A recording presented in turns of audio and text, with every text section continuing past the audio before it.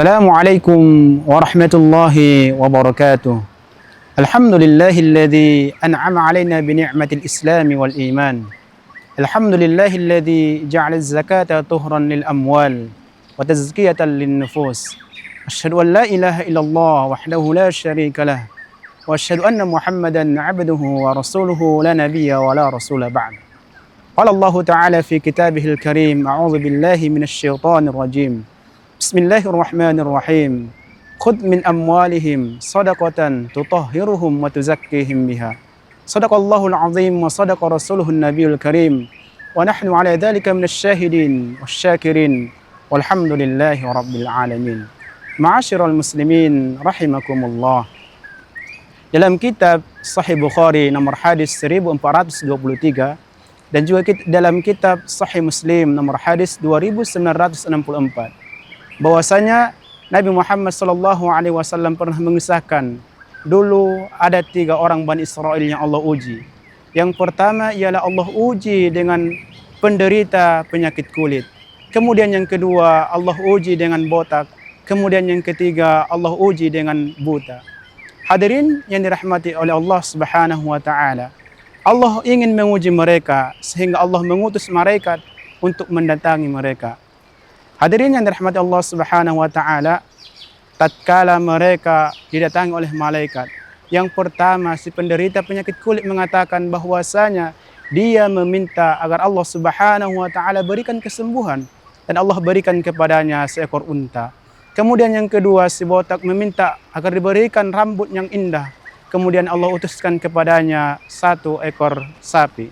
Kemudian penderita penyakit buta meminta agar Allah Subhanahu wa taala berikan kesembuhan, agar Allah Subhanahu wa taala kembalikan penglihatannya dan meminta seekor kambing. Hadirin yang dirahmati oleh Allah Subhanahu wa taala. Lalu Allah Subhanahu wa taala meridhoi dan mengizinkan sehingga Allah Subhanahu wa taala memberikan kekayaan kepada mereka sehingga mereka menjadi kaya raya dan memiliki harta yang berlimpah. Lalu saat itu Allah Subhanahu wa taala kembali mengutus malaikat untuk menjumpai mereka, untuk meminta kepada mereka, untuk menguji mereka dengan seorang wujud fakir miskin, untuk menguji apakah mereka masih termasuk hamba yang bersyukur dan mau mengeluarkan hartanya untuk zakat dan sedekah di jalan Allah Subhanahu wa taala. Lalu tatkala malaikat bertanya kepada si penderita penyakit kulit dan si botak, mereka tidak mau berinfak kepada Allah. Mereka tidak mau mengeluarkan zakat dan bersedekah di jalan Allah Subhanahu wa taala. Lalu tatkala malaikat menjumpai si buta, lalu dia mau mengeluarkan zakat dan bersedekah kepada Allah Subhanahu wa taala seraya berkata, "Dulu aku buta, Allah Subhanahu wa taala telah mengembalikannya kepadaku. Maka ambillah dari hartaku mana saja yang engkau mau." Kenapa? Karena semua harta ini adalah titipan Allah Subhanahu wa taala. Hadirin yang dirahmati dan dicintai oleh Allah Subhanahu wa taala. Apa hikmah yang dapat kita ambil dari kisah ini? Yang pertama ialah bahwasanya sedekah dan zakat itu adalah merupakan tanda syukur kepada Allah Subhanahu wa taala. Seseorang yang bersyukur, seseorang yang mengetahui bahwasanya segala harta, segala perniagaan itu adalah milik Allah Subhanahu wa taala, pasti akan mudah untuk memberikan, pasti akan mudah untuk mengeluarkan.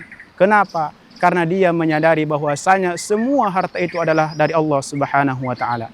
Adapun hikmah yang kedua, bahwasanya zakat dan sedekah itu adalah menunjukkan bukti keimanan. Sebagaimana Allah Subhanahu wa taala berfirman dalam Quran surah Al-Baqarah ayat 3, "Hudal lil muttaqin alladzina yu'minuna bil ghaib wa yuqimunas shalah wa yu'tunaz zakah." Salah satu ciri orang yang bertakwa kepada Allah Subhanahu wa taala, orang yang beriman kepada Allah Subhanahu wa taala ialah menunaikan salat dan menunaikan zakat. Adapun hikmah yang ketiga, bahwasanya zakat dan sedekah tersebut adalah salah satu sarana untuk menyucikan jiwa dan membersihkan hati kita.